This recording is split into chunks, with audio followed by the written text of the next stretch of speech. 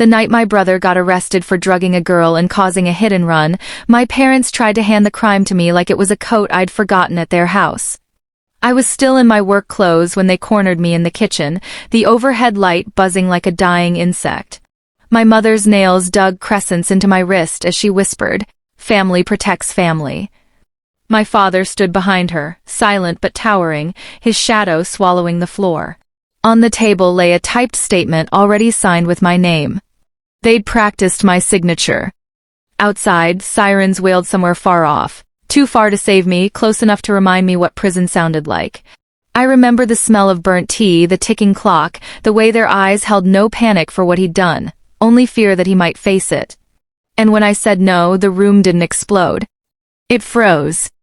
I've always been the quiet one in our family. The son people forgot was in the room until something needed fixing. My brother, Daniel, was the storm they orbited. Louder, brighter, reckless enough to be called bold instead of dangerous. Growing up, if something broke, they asked what I'd done to provoke him. If he won, they praised his ambition. I learned early that truth mattered less than volume, and I was raised in a house where I spoke softly. By 17, I understood my role wasn't to shine but to absorb impact. When Daniel dented a neighbor's car, I must have distracted him. When money went missing from my father's wallet, I probably forgot I borrowed it. Each accusation came wrapped in that same patient tone they used on children and liars, as if those were identical. So I became careful. I kept records. Receipts. Dates. Screenshots. Not out of revenge at first, but survival. By the time I moved out and built a steady, quiet life of my own, they still saw me as the spare part. The safe one. The replaceable one. Which is why, when they slid that confession across the table, they didn't ask. They assumed. They didn't argue when I refused to sign. They adjusted. That was always their talent, rearranging reality until it suited Daniel. My mother released my wrist and smoothed my sleeve like she'd just helped me dress. "You look tired," she said gently, the way nurses speak to patients who don't understand their diagnosis. My father picked up the paper, folded it once, precise, as if creasing a napkin. He didn't look at me when he spoke. "Think carefully. The police respect cooperation. Not truth. Cooperation." Daniel sat at the far end of the table, ankle bouncing, eyes fixed on his phone. He didn't thank me for refusing. Didn't defend me either. When he finally glanced up, it was the same look he used as a kid when handing me something broken. Expectant, bored, certain I'd deal with it. My mother poured tea I hadn't asked for. The cup clicked softly against the saucer as she set it down in front of me, her smile thin as thread. "You've always been the responsible one."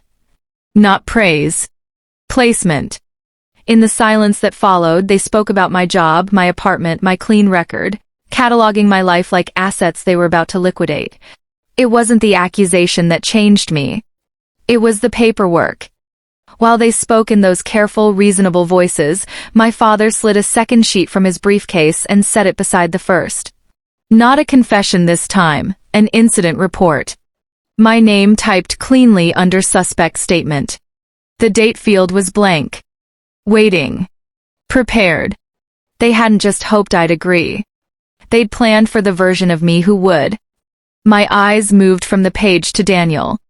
He still hadn't said my name once. His shoe kept tapping tile, steady as a metronome, like he was timing how long it would take for me to surrender. In that rhythm I suddenly heard every year before this one, the blamed windows, the missing money, the practiced disappointment in my parents' voices. None of it had been temporary. This wasn't panic. It was policy. Something inside me didn't snap. It aligned. I realized they weren't asking me to lie. They were asking me to return to my assigned role. The explanation, the scapegoat, the quiet solution. So I nodded slowly, as if considering their offer. My mother's shoulders loosened. My father exhaled. Daniel stopped tapping. And for the first time in my life, I let them believe I was about to obey. I didn't sign that night. I told them I needed time to review the statement, and my father actually looked proud, like I'd finally learned to be sensible. They thought delay meant surrender. To me, it meant jurisdiction.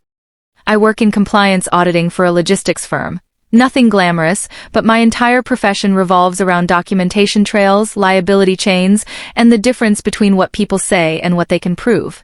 For years, I'd studied policies designed to catch fraud before it surfaced. Now I applied the same discipline to my own family. First, I photographed every page they'd prepared.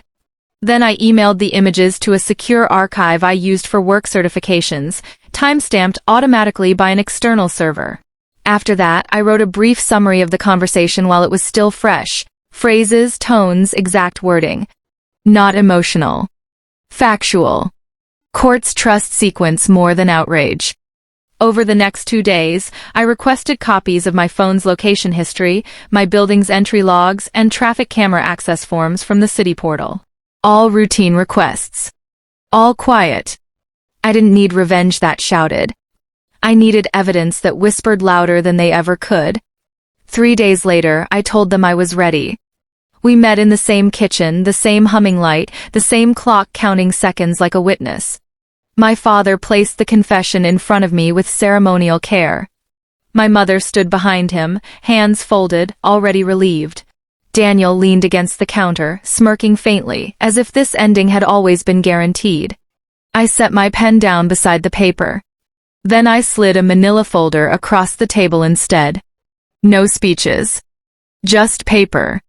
My father opened it, expecting compliance.